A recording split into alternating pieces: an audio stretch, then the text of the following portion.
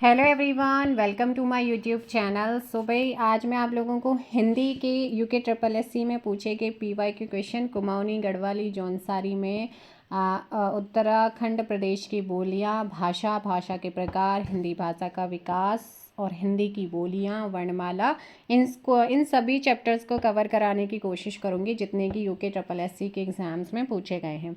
So video को like और share कीजिए। किसी क्वेश्चन में कोई डाउट रहता है तो आप मुझे बिल्कुल कमेंट कर सकते हैं।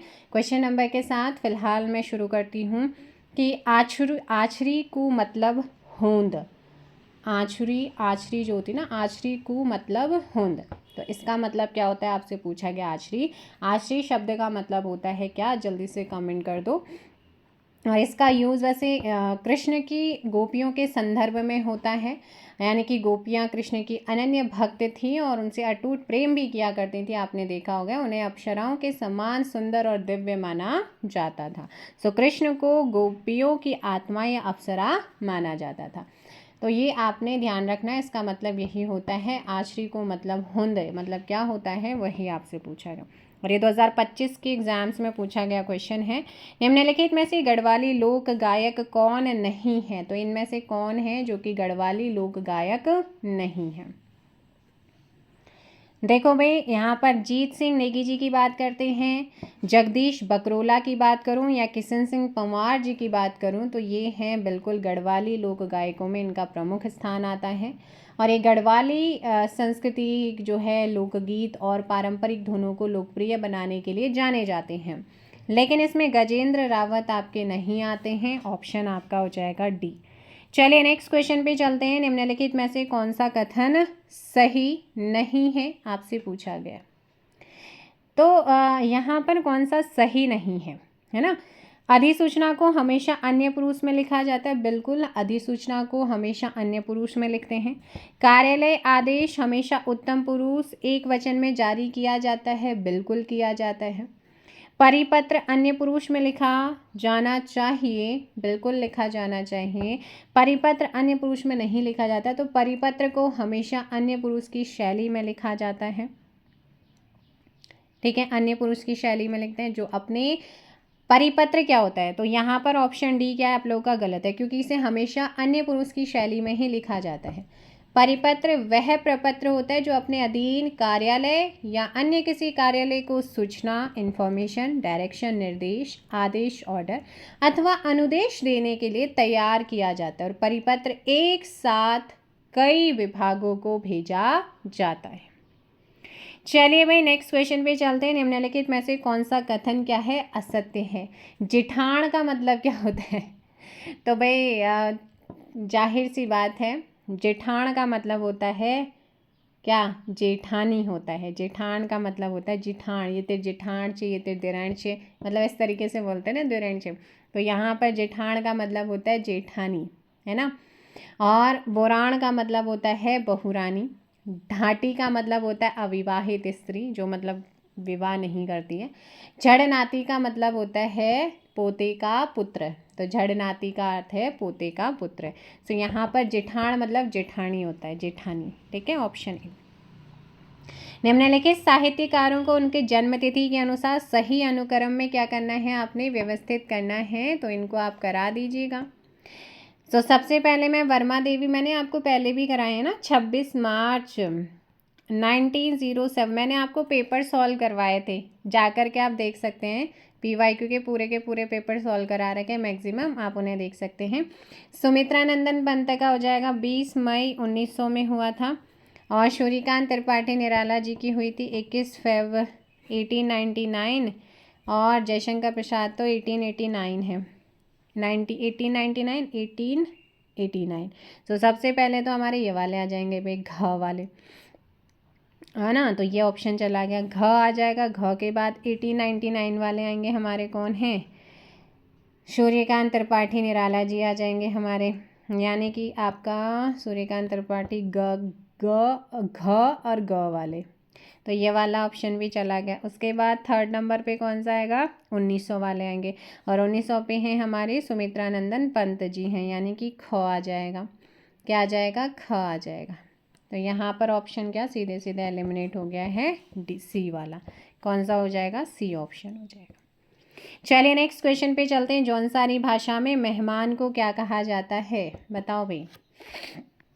कि हमारी जो जौनसारी भाषा होती है, वैसे तो जौनसारी क्या हम लोगों में भी पौण आगे कहते हैं ना, लेकिन हाँ इनके में क्या कहा जाता है, इनके में कहते हैं क्या, ऑप्शन डी पावना। क्या कहा जाता है जौनसारी, अगर आप में से कोई है तो पावना कहते हैं। और पाहुन गढ़वाली और कुमाऊनी भाषा में वैसे पाहुन भी कहते हैं मेहमान को।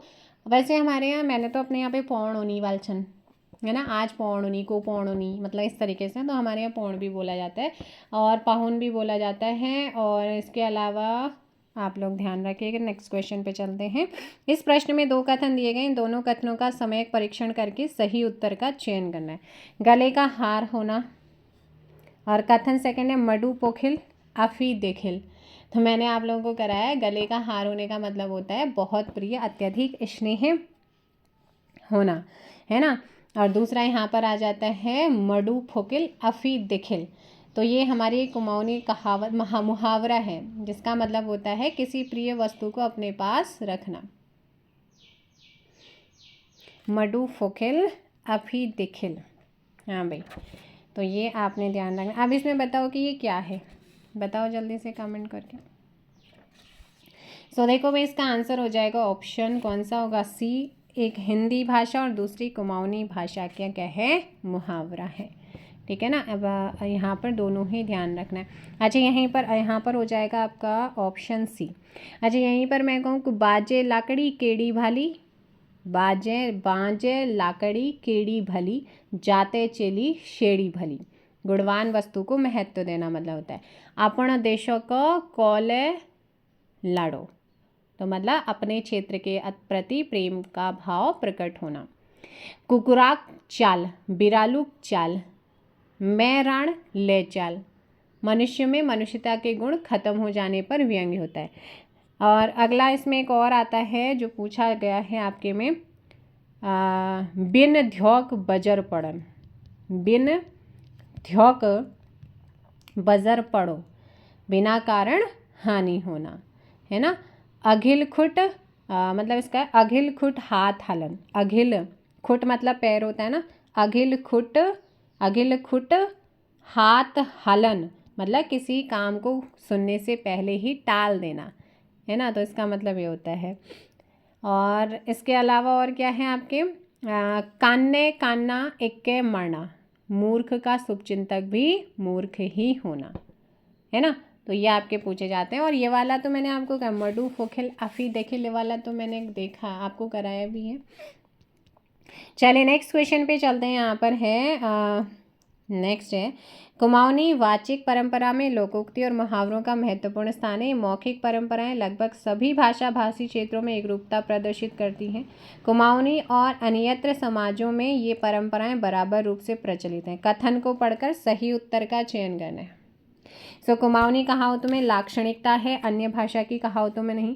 कुमाऊनी में अन्य भाषाओं की कहावतों के नमूने पाए जाते हैं। अन्य भाषाओं की कहावतों में कुमाऊनी लोकोक्तियों के भाव निहित हैं। कुमाऊनी और गढ़वाली कहावतों में आपस में पर्याप्त भिन्नता है। तो भाई यहाँ पर ऑप्शन सी हो जाएगा, अन्य भाषाओं की कहावतों में कुमाऊनी लोकोक्तियों के भाव क्या होते हैं, निहित होते हैं। काफ़ी समानता देखने को मिलती है।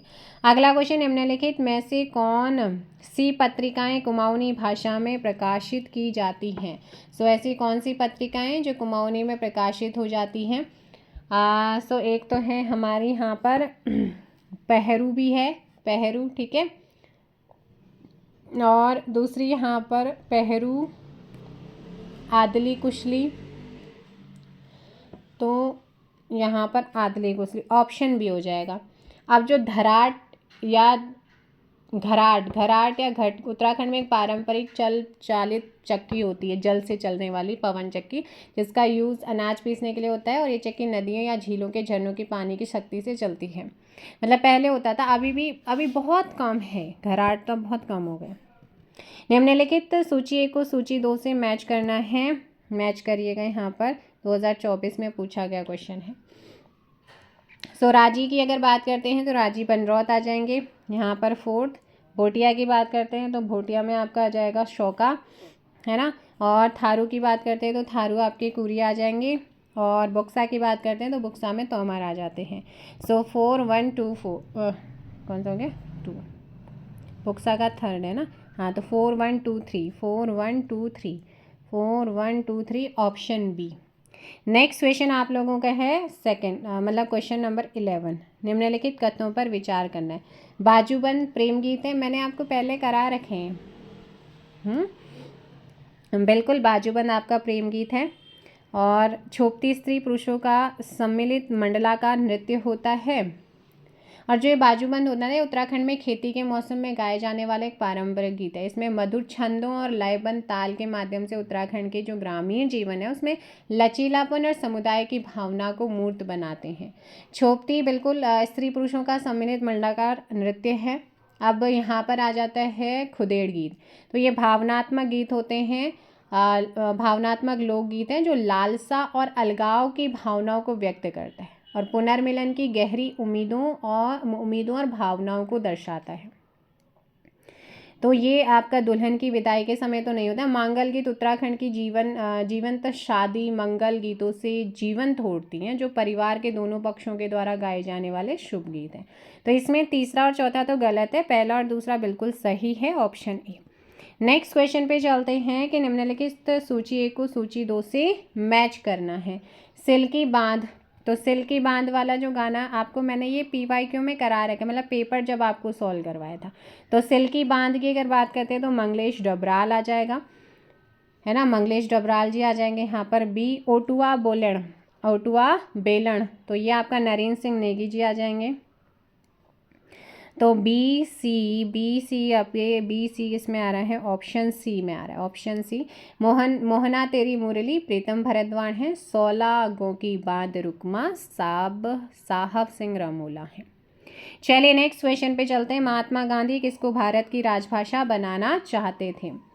1936 में गांधी जी ने कहा अगर हिंदुस्तान को सचमुच आगे बढ़ाना है तो चाहे कोई माने या ना माने राजभाषा तो हिंदी ही बन सकती है, क्योंकि जो स्थान हिंदी को प्राप्त है वो किसी और भाषा को नहीं मिल सकता है, Hindi, option B. Next question का आंसर सो नेक्स्ट क्वेश्चन आता है कौरवी बोली के नामकरण करता। तो यहाँ पर मैं आपको बता दूँ कौरवी बोली के नामकरण करता हैं कौन? जैसे राजस्थानी भाषा उसके हैं ग्रियर्सन, ठीक है, और ऐसे ही ब्रजबुली के ईश्वरचंद गुप्त हैं, मैथिली के कोल बुक्र हैं, डिंगल के बांकीदास हैं, भोजपुरी के रेमंड हैं, कौन है? रेमंड भोजपुरी के, बिहारी के ग्रियर्सन हैं, है ना। तो इनके आपने ध्यान रखना है। अब यहाँ पर बात है कौरवी की, तो कौरवी के हैं भाई राहुल सांकृत्यायन, ऑप्शन आपका सी हो जाएगा। नेक्स्ट क्वेश्चन पे चलते हैं। क्वेश्चन है इनमें से कौन सी भाषा संविधान की 8वीं अनुसूची में शामिल नहीं है? सो संविधान की 8वीं जो भाषा मतलब 8वीं अनुसूची है उसमें कौन सी भाषा को शामिल नहीं किया गया है वो आपसे पूछा गया, तो फटाफट कमेंट कर दीजिएगा। तो देखो भाई 8वीं अनुसूची में फ़िलहाल वर्तमान में 22 भाषाओं को शामिल किया गया है, ठीक है। अब जब हमारा स्टार्टिंग में प्रारंभ में इसमें 14 भाषाएं हुआ करती थी, अब 14 भाषाएं और बाद में फिर आपकी ऐड की गई हैं।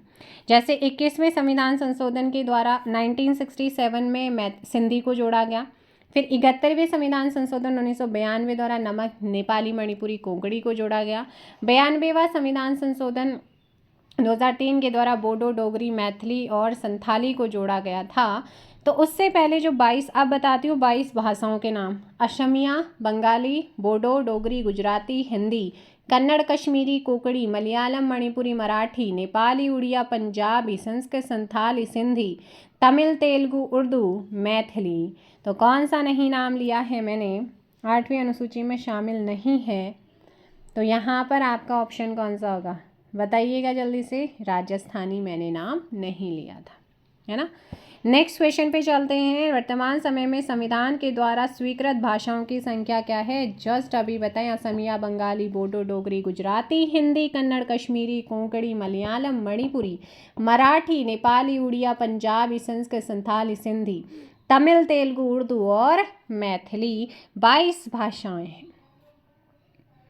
अगला क्वेश्चन यहाँ पर आता है राजभाषा संबंधी संवैधानिक अनुच्छेद कौन से हैं? तो आपको बता दूं कि हिंदी को संवैधानिक रूप से राजभाषा कब घोषित किया गया था? 14 सितंबर 1949। इसीलिए हर साल 14 सितंबर को राष्ट्रीय हिंदी दिवस के रूप में या हिंदी दिवस के रूप में सेलिब्रेट करते हैं। मैकाले के काल में जो है स्वतंत्रता तक, मैकाले के काल से लेकर स्वतंत्रता तक अंग्रेजी भाषा थी, जबकि अकबर के समय फारसी भाषा हुआ करती थी, ये भी जानिएगा। संविधान सभा में हिंदी को राजभाषा बनाने का जो प्रस्ताव रखा था वो गोपाल स्वामी अयंगर ने रखा। संविधान के अनुच्छेद 343 से के तहत संघ की राजभाषा हिंदी व लिपि देवनागरी होगी, इसका उल्लेख है। और 343 से शुरू होता है और 351 तक आपका ये क्या राजभाषा संबंधी संविधान में प्रावधान है। 43 तो मैंने कहा कि संघ की राजभाषा हिंदी और लिपि देवनागरी होगी, इसका प्रावधान किया गया। और वहीं 344 में उल्लेख किया गया कि राजभाषा आयोग और संसद की समिति का उल्लेख है। और ऐसे ही प्रथम राजभाषा आयोग गठन किया गया था इसी आर्टिकल के आधार पर जून 1955 में, जिसके राजभाषा आयोग के पहले अध्यक्ष थे बीजी खेर यानी कि बाल गंगाधर खेर, जिसकी पहली बैठक 15 जुलाई 1955 को हुई। संसदीय राजभाषा समिति जीबी पंत के नेतृत्व में 16 नवंबर 1957 में गठित हुई थी संसदीय राजभाषा समिति। फिर आता है आपका 46, कौन सा आता है? आर्टिकल 346 की बात करते हैं, इंपॉर्टेंट। एक राज्य और दूसरे राज्य के बीच या किसी राज्य और संघ के बीच में जो भी पत्राचार की राजभाषा होगी, है ना, वो संघ के द्वारा तत्समय प्राधिकृत भाषा, आपसी करार होने पर दो राज्यों के बीच हिंदी होगी। और एक आर्टिकल 348 जिसमें उच्चतम न्यायालय और उच्च न्यायालय और संसद और राज्य विधानमंडलों के अधिनियम व विधेयकों में प्रयुक्त होने वाली भाषा का उल्लेख किया गया है। वहीं 349 कहता है भाषा से संबंधित कुछ विधियां अधिनियमित करने के लिए विशेष प्रक्रिया, है ना, जैसे कि राजभाषा संबंधी कोई भी विधेयक राष्ट्रपति की पूर्व मंजूरी के बिना पेश नहीं किया जा सकता और राष्ट्रपति भी आयोग की सिफारिश पर विचार करने के बाद ही मंजूरी दे सकेगा। एक आता है आर्टिकल 350, व्यथा के निवारण के लिए अभ्यावेदन में प्रयोग की जाने वाली भाषा, किसी भी भाषा में। भाषाई अल्पसंख्यक वर्गों के लिए प्राथमिक स्तर पर मातृभाषा में शिक्षा की सुविधा। और सेकंड इसी में कहा गया भाषाई अल्पसंख्यक वर्गों के लिए विशेष अधिकारी की नियुक्ति यानी कि राष्ट्रपति के द्वारा होगी। एक आता है आर्टिकल 351 जहाँ पे हिंदी विकास के लिए निर्देशों का उल्लेख किया गया है। एक आता है आर्टिकल 120 जहाँ पर संसद में प्रयुक्त की जाने वाली भाषा का उल्लेख है। एक आता है आर्टिकल 210 जहाँ पर राज्य विधानमंडल में प्रयोग की जाने वाली भाषा का उल्लेख किया गया, यानी कि संविधान के भाग 17 अनुच्छेद 343 से 51 तक 8वीं अनुसूची में राजभाषा का उल्लेख है। सो नेक्स्ट क्वेश्चन पे यहाँ पर आंसर हो जाएगा ए। नेक्स्ट क्वेश्चन है राम भक्त कवियों के काव्य में कौन सी भाषा प्रयुक्त होती है? तो राम भक्त कवि जो हैं इनके काव्य में जिस भाषा का प्रयोग किया जाता है वो भाषा कौन सी है, आपसे पूछा गया। सो यहाँ पर जो राम भक्त कवि होते हैं इनके काव्य में जो भाषा है वो है आपकी अवधी और ब्रज भाषा, है ना, तो दोनों ही हैं, ऑप्शन आपका सी होगा।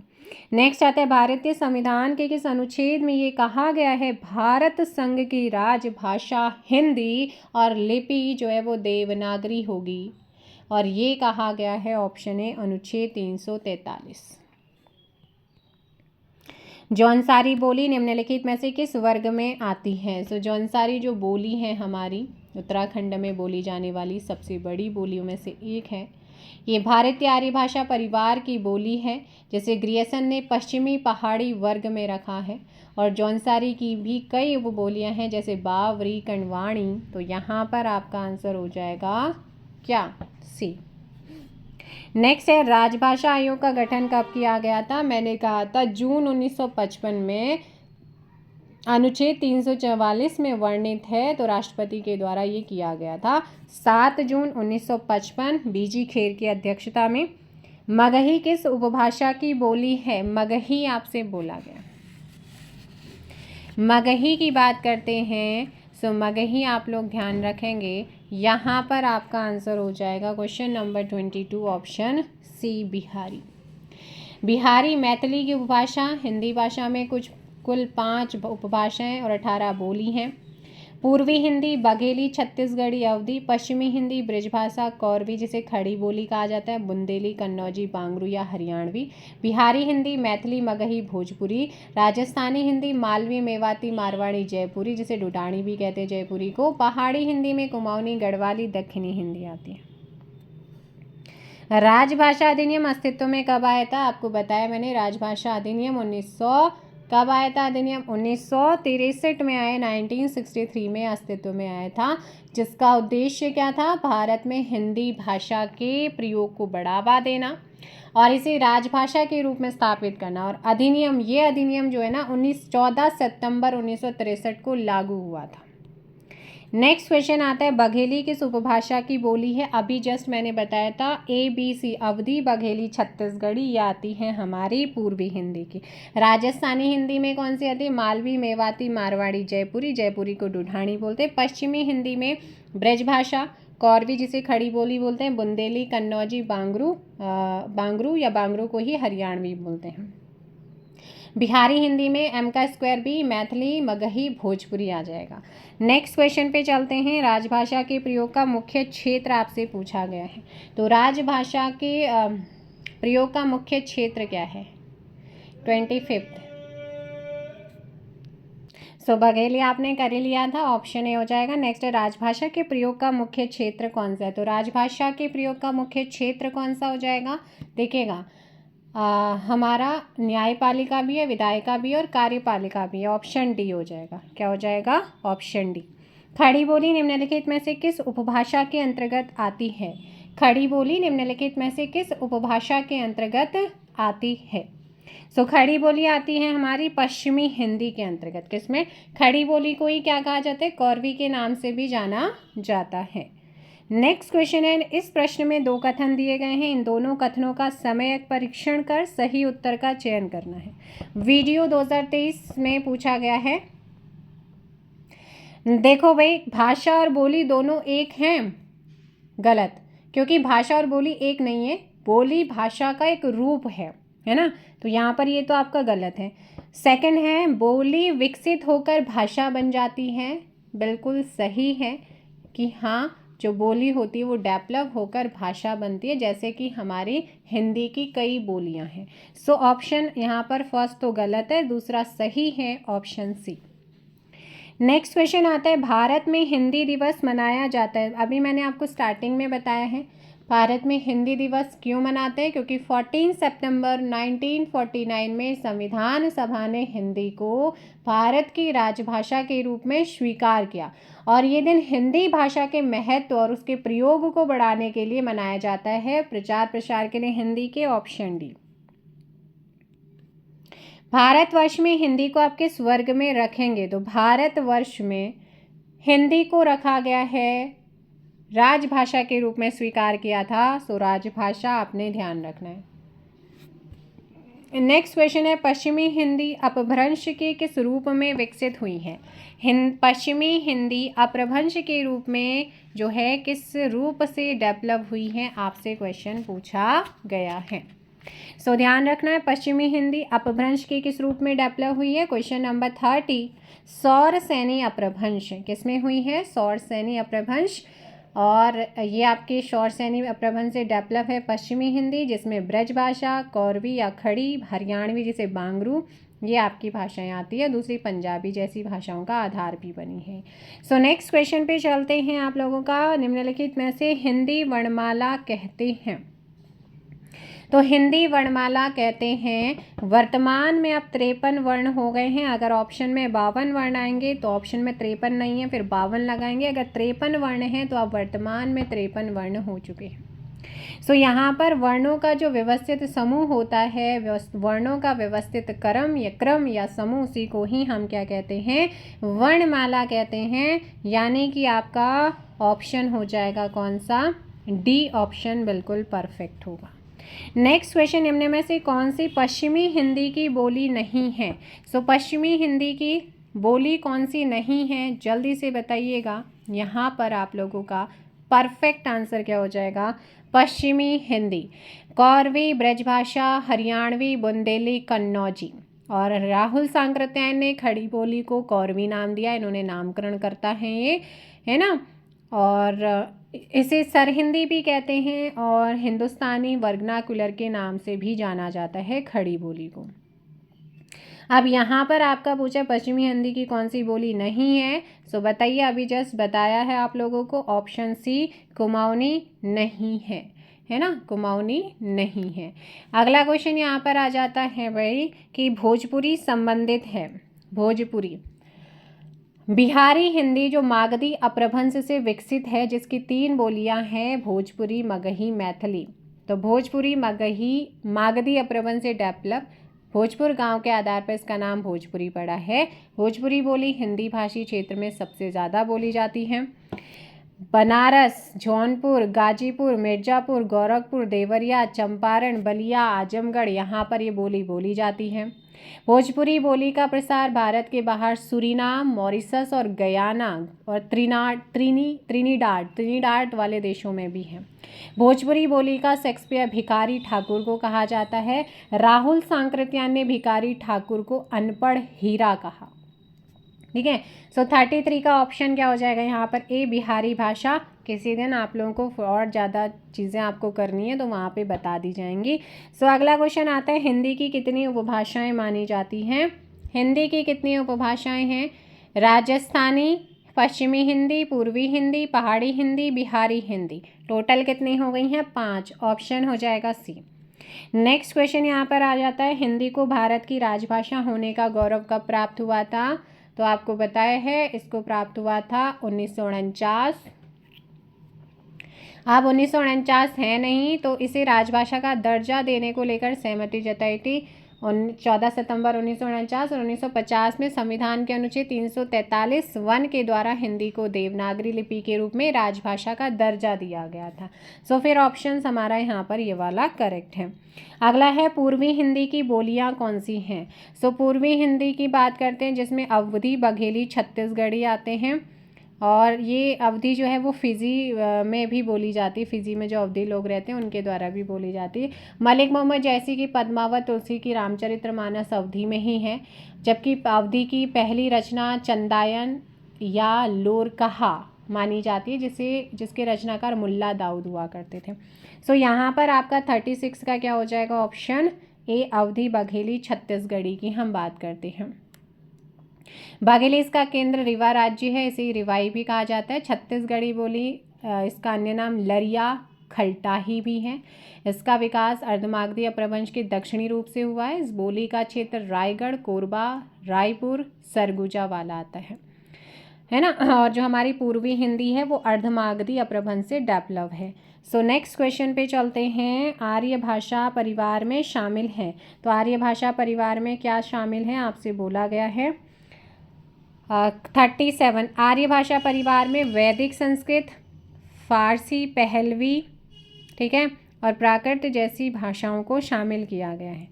अब यहाँ पर लेकिन जो मंदारिन चीनी आर्य भाषा परिवार का हिस्सा नहीं है, ये चीनी तिब्बती भाषा परिवार की है, नहीं है पूछा था, तो मंदारिन आपको ध्यान रखना है।